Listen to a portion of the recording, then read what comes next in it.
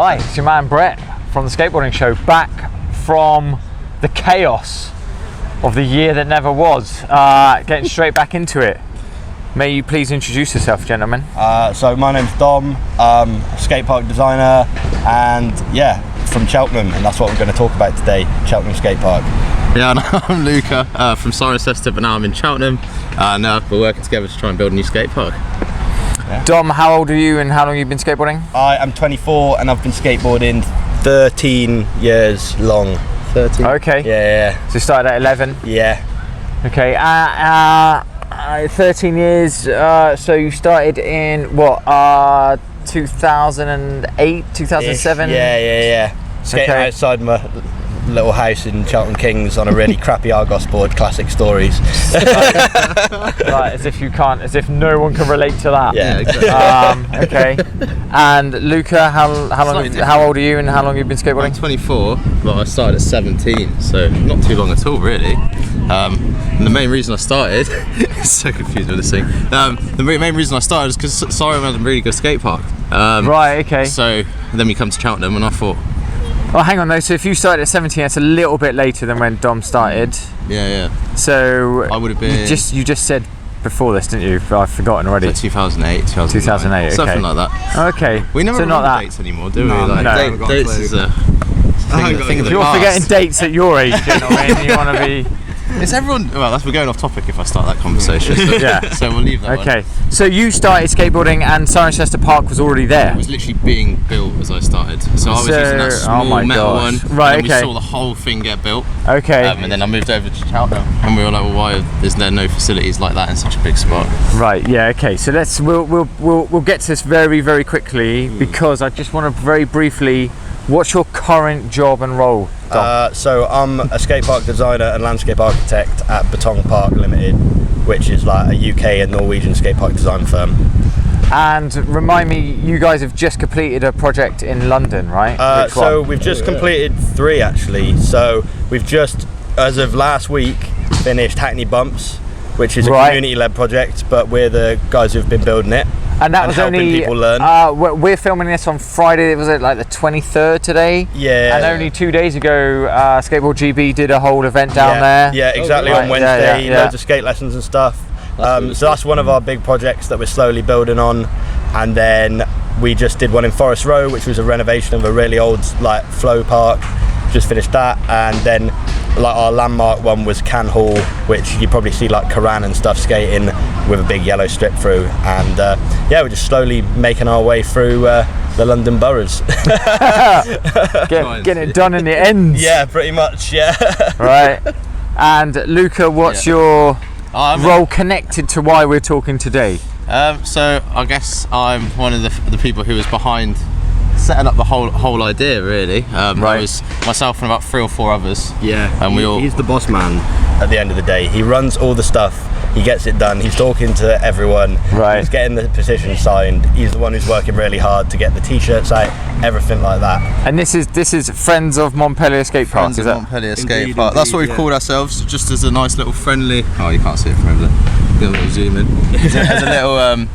It was trying to make a friendly community that we could have that, you know, is like parents would want to be involved in as well as skaters. That was, the name was the hardest bit of it actually, rather than getting the support, was finding something that everyone was attracted to, because you got the comments on the petition of we're all glue sniffing punks, which we're not anymore. Yeah. Wow, people are still, even though we are literally days away from appearing in the Olympics. Just briefly, we're definitely going to concentrate on this, but I was so hyped that the first bit of footage I see from the Olympics is Hawk barging the practice session. Did you see that? Like fully just barged in, like just like, don't know if you know or not. I'm Tony Hawk. I'm here. I'm skating the park. I'm not even in it. Yeah. And just the Tokyo straight park in. looks amazing. Yeah, right. The street park looks ridiculous. I mean, the bowl is pretty fat. Let's be honest. They're doing alright. They've done a good job. Yeah. Okay, so talking of bowls, and talking of skate parks, I'm going to try and give this some context, because actually this is relatively important to me as well, in terms of I grew up skateboarding here in Cheltenham. I didn't really properly take up skateboarding until I moved here to Cheltenham. Oh wow! So I remember skating the streets of Cheltenham probably from about 93, 94 onwards. spots over that way. For those of you that don't know, we're just outside Montpellier Skatepark right now. We're just in the shade because it's nice and hot. There was like a green bench over there in the early 2000s. There's some street spots down in Cheltenham. There's the high street. There's the high street. There's the promenade for all your flatland needs. Yeah. Money's and flat ground. Yeah, right. Yeah. And then in terms of skate parks, actually what we've got in the Shire is we've got an amazing one out in Cirencester that's already been mentioned. It's incredible facility out in Churchdown, which is just in between sort of Cheltenham and Gloucester. Essentially a parish. It's tiny. Yeah, that threw down about 150, 200 grand on an amazing state-of-the-art bowl complex and street section. And then Cheltenham Borough Council and Gloucester City Council have never really provided anything. There's one in Gloucester. There's a half decent parking. Gloucester's got something, but Cheltenham, I mean, ever since I started skating, like Montpellier came along when I was a bit more like just at the beginning, and then it's just been nothing really. It's been like little metal things popping up here and there and stuff like that, and I mean like almost sort of token gestures, really. Exactly. I said that it's almost to give us a little something to keep us happy, rather than really looking at what the kids need or what the youth culture is nowadays. Yeah, right. Yeah. And nowadays we exist in this. I mean, you know, we had Sanford Park mini ramp, so that the mini ramp that ended up at Pittville Park came from Sanford Park, right by the hospital. The sort of wooden metal one, metal frame, and that was mid 90s. We used to meet there, then go street skating on a Sunday. But we live in an age where people such as yourself and other skate park companies are creating these incredible world-class concrete parks. They're granted are maybe not the size of the ones you'd find in America, but certainly have the quality, the smoothness, the way they're shaped, the obstacles that they present, the creativity of them. And they incorporate the local community, so they'll ask what the kids want, like you guys do, don't you? We do focus groups, community outreach. We're doing a lot of it at the moment. Even like, you know, pre-tender stuff, we're just going out and saying hi to the kids and trying to get informed before we start doing designs about places that we maybe not like have never heard of or never been to, you know. Right. So it's all about that outreach, and then I guess on the park side of it, they're just getting better and better. You know, it's from the days of like Burnside when people were learning. Now we're like, we know how to do concrete properly, we know how to finish it, and it's just coming out better and better. It's really popular. So what were some of the first things you did, and what are some of the processes that you've been through with reference to Friends of Montpellier Skate Park? The first thing was to get hold of the MPs, so we spoke to Alex Chalk. Okay. And he was actually really behind the idea. He used to skate as a kid. Right, okay. Which is awesome. And then we were trying to get this park redone. Montpellier, which has been like a complete no-go because of the residents would rather it be somewhere else. Right. And Pittville needs redoing. Pittville, you can't even skate the floor. It's perfect for bikes and scooters, but why not get all three of the groups together, like scooters, BMX, skate as well? You got inline bladers as well, and have a facility for everyone, because you got end of COVID, so you got mental health, you got all that stuff happening, and yet where are these kids going to go? I think that's the main thing. I mean, you say kids. I'm looking over there. Well, there's nobody really below sort of 13, 14, is there? Yeah, it's definitely a youth thing rather than a child's. Also, the fact is, it's like, although I find it an inviting space because I've been here for years, we need to start creating these like inviting spaces like a little bit more, because you know, the mum and dad on a Sunday morning want to get a coffee and watch their kids skate. They're not going to want to hang out here. They want to hang out in like beautifully created concrete skate parks that are also landscaped, and you know, we've got to mesh those things together and create beautiful places for people. They don't want to feel awkward when they like bring their kids. They don't want to feel like they're like sat on the sides causing trouble. Whereas we find you talk to the parents, and they'll stand, they'll talk, the kids will come back. But I think a lot of people are scared because it's so little. And there's no space for these kids to even get on. So you see that on the petition of a lot of parents saying the kids don't feel comfortable getting on because they haven't got the space. Which you can see. Yeah, it's tiny, isn't it? You know, there's 5 in there at the moment, and it looks busy. Yeah, it's one come, one go, really. And I mean, that was the first thing that Luka and one of the local boys set up, was the petition to just try and get the hype going. Right. And you know what? I hadn't seen anything of it, and I saw the petition, and I was like, oh my god, something's happening in Cheltenham finally. I need to be involved. And imagine the just joy that I can put out there if I could design a skate park for my hometown. Yeah, exactly. Like the beauty of it, I think about it at night, like the day before we went and had this meeting with Alex Chalk, like finishing touches to presentations, stressing, not sleeping, because like if I don't nail this, you know, I'll regret it forever. And also, I think these guys and everyone that's ever skated in Cheltenham deserves something, and so do all the kids coming up. Like there's Barnaby, for example, who's like 9 years old, and he'll fly around a skate park on anything. And it's like the younger ones that if they haven't got a good enough park to begin with, it almost curves their progression. I was going to say, yeah, we are talking about.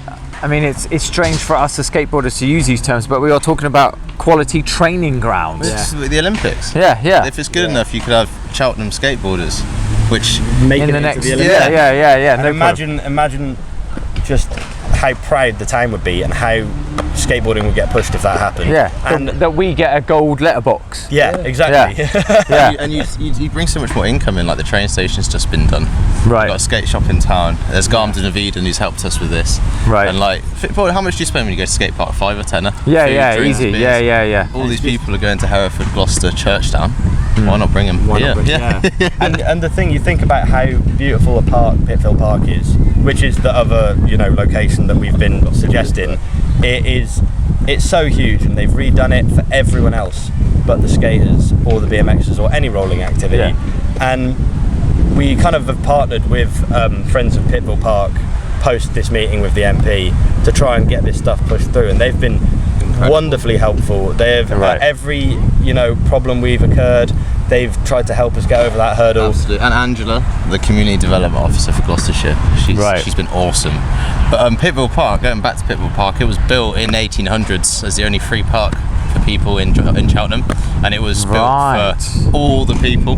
So our point of getting into Pitfield Park is actually, if you have a decent enough skate park, you will bring every single culture and build it, and together. they will come. So you'd have the kids bit, the adults bit, and the skate park, and everyone would have somewhere to go. And the council's budget at the moment is on youth culture, so we're really trying to push it to get it done, because it's the second time we've tried to get this done. Like Obelisk did it 5 years ago, 6 years ago. When I was still living in Cheltenham, maybe like 16ish and stuff, we tried to push something through, but it just didn't have any steam. There wasn't people behind it that had the skills to do it, or there just wasn't enough backing off the petition. But this time it's like there's been a swell, and I think that swell has probably come from COVID and people's frustration about not having outdoor spaces. And also now we have people that have the skill and the passion to push it through as hard as possible. Like I talk to Luka like once a week from the office just to try and keep this stuff moving, keep it rolling through, because it does get slowed down. Like a lot of emailing people, that kind of stuff, it just slows it down. And when you're trying to get funds, it's a really slow process with a lot of red tape. It's a lot easier when you can just have a conversation than it is to just try and write out a formal email. Whereas you can sit in front of someone and talk to them, and it's a lot easier. Yeah, a lot done.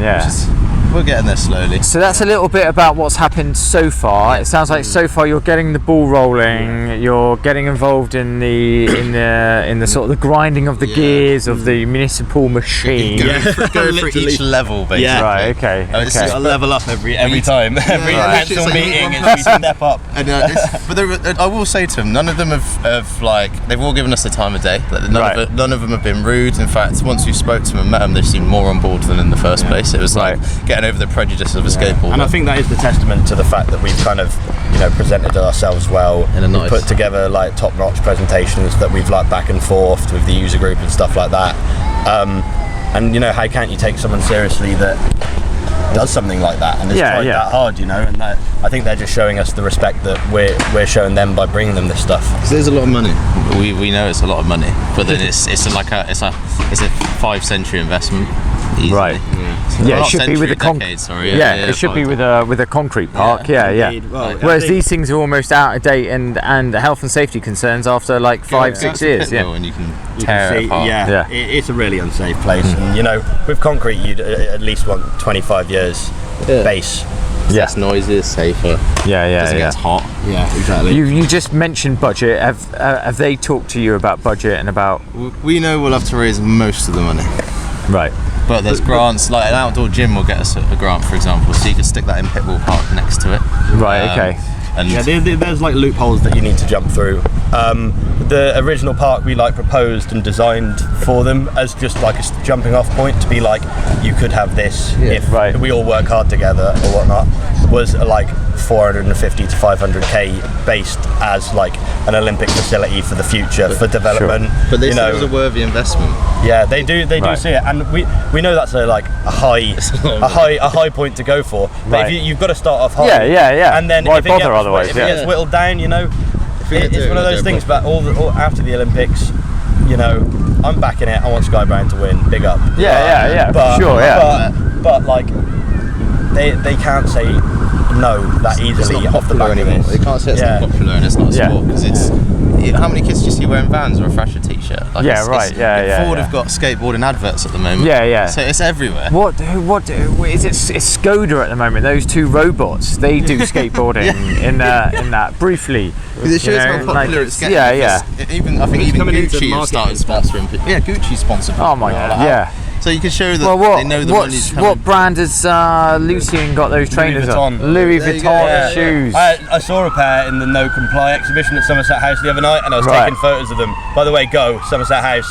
They've got this skateboarding exhibition on at the moment. It's amazing. But these shoes, I was like taking photos, like, oh my god, I'm never going to see a pair again. What do they retail at? Something ridiculous. Like a grand.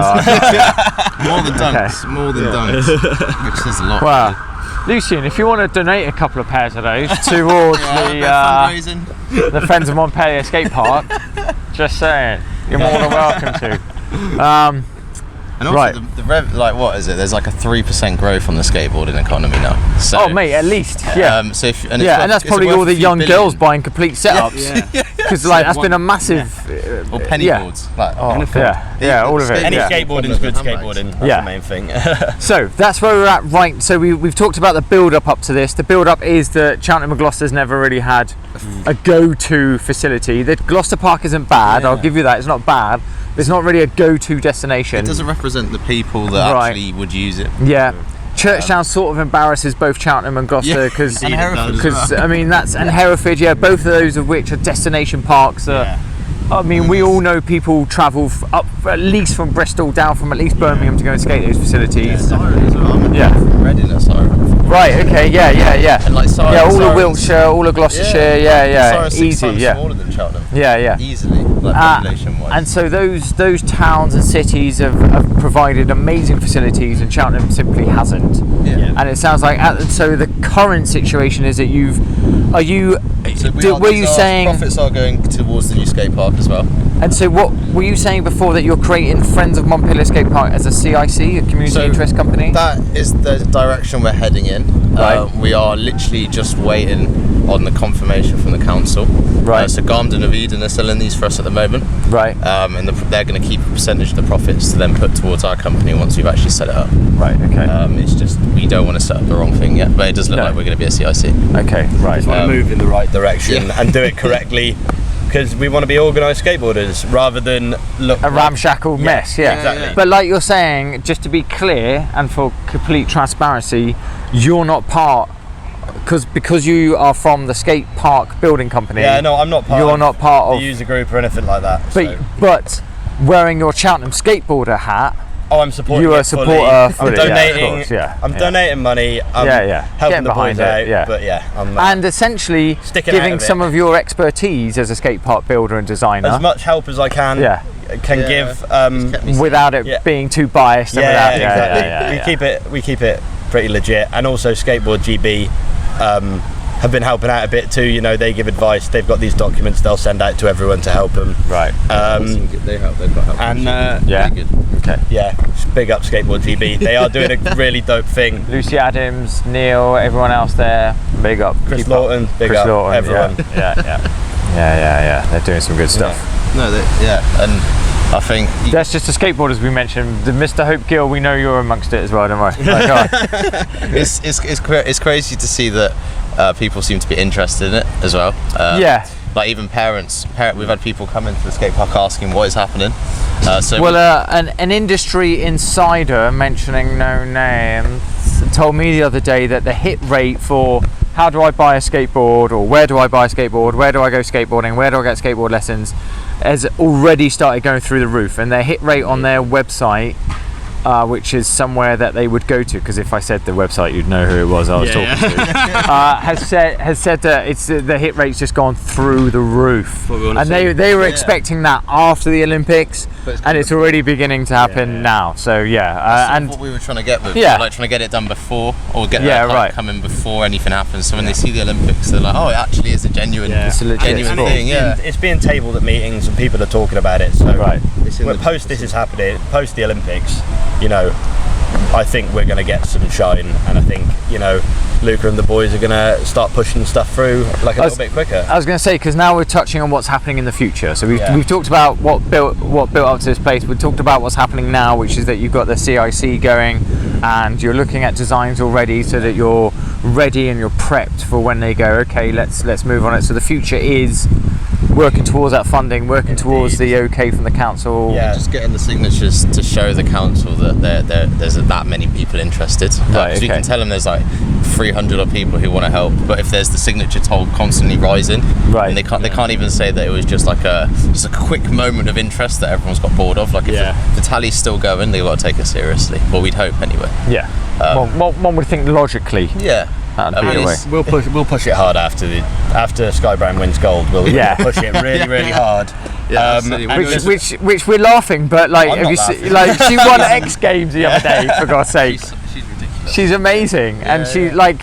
Can you imagine entering the Olympics having just come off a gold at X Games? Just be like that. This is mine. This is mine. Don't do anything different. Just do what you did the other day and just keep on it. So cool. And then in the future, she'll be coming down to Cheltenham to skate our Olympic park. To come and like train. We hope. Like, that's the thing about the future. If there is a good enough park, you could have all these companies coming down to host events, for example. Right. Yeah. And then there'd be even more inspiration for the people around here to actually get involved in skateboarding. And the thing about Sky Brown and the other girl who's there, Bombette Martin. They both train in the US. They're US based Great British athletes, whereas that's where the facilities are. The Great British based athletes aren't there because we don't have the facilities to do it. Not that they aren't rad. They're not amazing skateboarders, but they're not given that opportunity to challenge themselves in the way that they need to be at that world-class level. And we need to start bringing that here, or else. Not that I'm too bothered about like Olympic, you know, like training for the Olympics. I just want to go and skate. But like, for the fact of like, a lot of people will start considering it a sport, and you know, training facilities are needed. And to get better, you've got to have better facilities. That's what they did in, you know, Oregon and stuff. And look at the people coming out of there. Norway. And Norway, all the boys like Oski and all that lot. It used to be illegal in Norway. Now they have them in schools. It's crazy. When you embrace it, do something with it, move forward with it. You reap the rewards a little bit later by seeing all the beautiful tricks people are putting. The amazing artistry. Someone going from learning to ollie to then flying around the park and doing multiple tricks without even blinking. Especially as we're getting older as well, we're going to notice people getting better and better, and it's almost we get a kick out of it though. It's good to see people learning new stuff, but it's quite hard on a park like that. Yes, you could do more and more challenging, difficult, technically challenging tricks, but you're not challenging yourself in terms of the size of the obstacles of which you're skating. You're not like what it comes down to. What it comes down to in these contests is like you skate big obstacles, big stuff, and it's like, you know, I can see it going from skating here to then moving to London.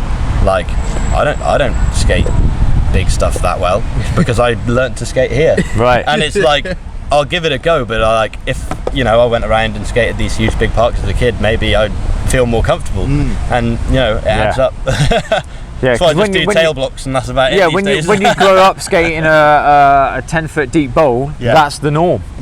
That's what you're supposed to do, right? So you can see that with like Lola down in Cornwall, skating concrete waves, like and hitting that deep end like it's nothing. It's nothing. But when you're little as well, you don't have that fear. You don't have to worry about days or not being able to go to work. You can just throw yourself down a stair set and go to school or not. Everything's fine.